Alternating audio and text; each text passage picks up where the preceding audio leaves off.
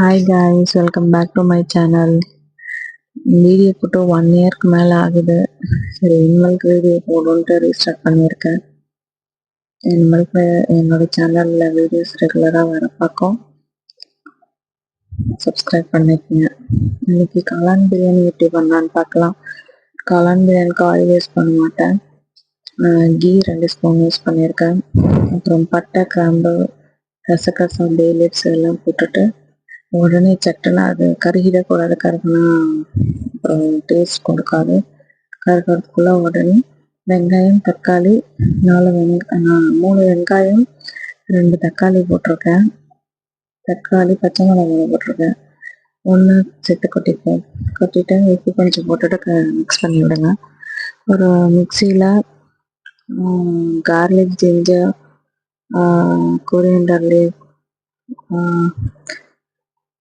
ஏலக்காய், புதினா இதெல்லாம் போட்டு அரைச்சி வச்சுக்கங்க. அரைச்சிட்டு கொட்டிடுங்க.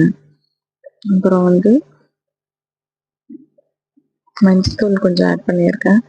நல்லா வதக்க விடுங்க. அந்த க்ரீன் கலர் மாறுற அளவுக்கு வதக்குங்க.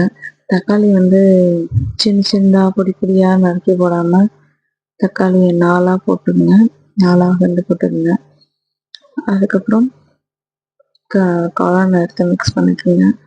காளான் மிக்ஸ் பண்ணிட்டு கொஞ்சம் லெமன் ஜூஸ் ஆட் பண்ணிக்கோங்க. லெமன் ஜூஸ் ஆட் பண்ணிவிட்டு உங்கள்கிட்ட பட்டாணி இருந்துச்சுன்னா பட்டாணியும் போட்டுக்கலாம். எல்லாத்தையும் ஆட் பண்ணிவிட்டு மிக்ஸ் பண்ணிவிட்டு அப்புறம் சக்தி பவுடரில் கறி பவுடர் வரும். கறி பவுட்ரு ஆட் பண்ணிக்கோங்க. நான் மோஸ்ட்லி பிரியாணிக்கு கறி பவுடர் தான் யூஸ் பண்ணுவேன். கறி பவுடர் யூஸ் பண்ணிக்கோங்க. கறி பவுடர் பண்ணி அது பச்சை ஸ்மெல் போகிற வரைக்கும் நல்லா வதக்கிக்கோங்க. வதக்கிட்டே இருங்க. இந்த ஒரு பவுட்ரு போட்டாலே போதும். வேறு எதுவும் ரொம்ப பிரியாணி மசாலா அந்த மசாலாலாம் எதுவும் போட தேவையில்லை. அந்த பவுட்ரு போட்டு நல்லா வதக்கிடுங்க. அப்புறம் இன்னும் கொஞ்சமாக புதினாவும் கொத்தமல்லியும் போட்டு வதக்கிக்கோங்க. அதை நல்லா சுருளாக வதக்கிக்கோங்க.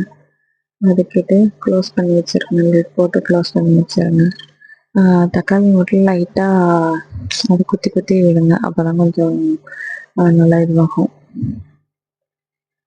அதுக்கப்புறம் மூடி போட்டு ஒரு 5 நிமிஷம் மூடி போட்டு எடுத்துருங்க. அதுக்கப்புறம் இதுக்கு நான் 3 டம்ளரில் ரைஸ் எடுத்துருக்கேன். அதுக்கு எப்போதும் நான் குக்கரில் வச்சேன்னா 3 + 3 டம்ளர் ரைஸுக்கு ப்ளஸ் 3 டம்ளர் வாட்டர் ஆட் பண்ணி ப்ளஸ் 1 டம்ளர் வைப்பேன்.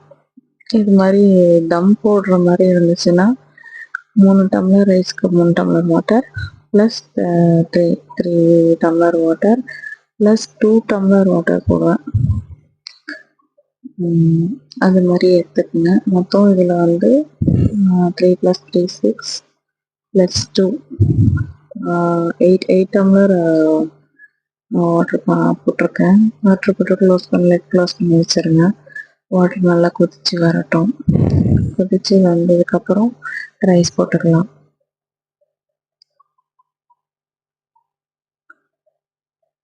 ரைஸ் சும்மா நந்திக்கோல் தான் எடுத்துருக்கேன். பாஸ்மதி ரைஸோ இல்லை பிரியாணி ரைஸ் இல்லை 50 ரைஸ் சொல்லுவாங்களோ, ஊர் ரைஸ்லாம் சொல்லுவாங்களோ அதெல்லாம் போடல.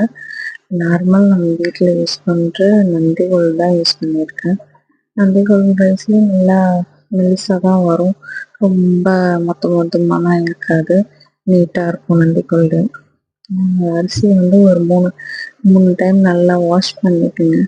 நல்லா வாஷ் பண்ணிவிட்டு சோக் பண்ணி வச்சுக்கோங்க. ஒரு 1/2 hour கிட்டக்க நீங்கள் கரெக்டாக ஸ்டார்ட் பண்ணும் போது அரிசியை களைஞ்சி சோக் பண்ணியிருந்தீங்கன்னா கரெக்டாக இருக்கும். நல்லா அரிசி உடையாமல் வரும். நல்லாவும் இருக்கும். அரிசி ஒரு பருக்க விடாமல் ஃபுல்லாக எல்லாத்தையும் போட்டுங்க. அடிப்பிடிக்காமல் கிண்டி விடுங்க. அதுதான் ரொம்ப முக்கியம். அதுக்கப்புறம் மூடி போட்டு கொதிக்க விட்டு விடுங்க. அந்த ஆவி அடிக்கிறது சரியா தெரியல போல. வீடியோ அந்த புகை கேமராவில் படுது. அதனால சரியாக வரல.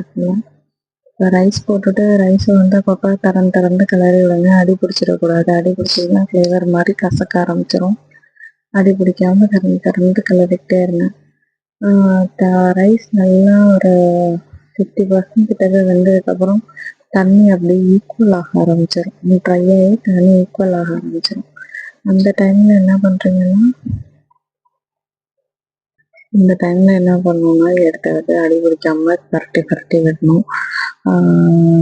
இப்போதான் ஃபர்ஸ்ட் டைம் செய்கிறீங்க அப்படின்னா நம்ம தோசைக்கரண்டி இருக்குல்ல, தோசைக்கரண்டி எடுத்து ரிவர்ஸில் வச்சு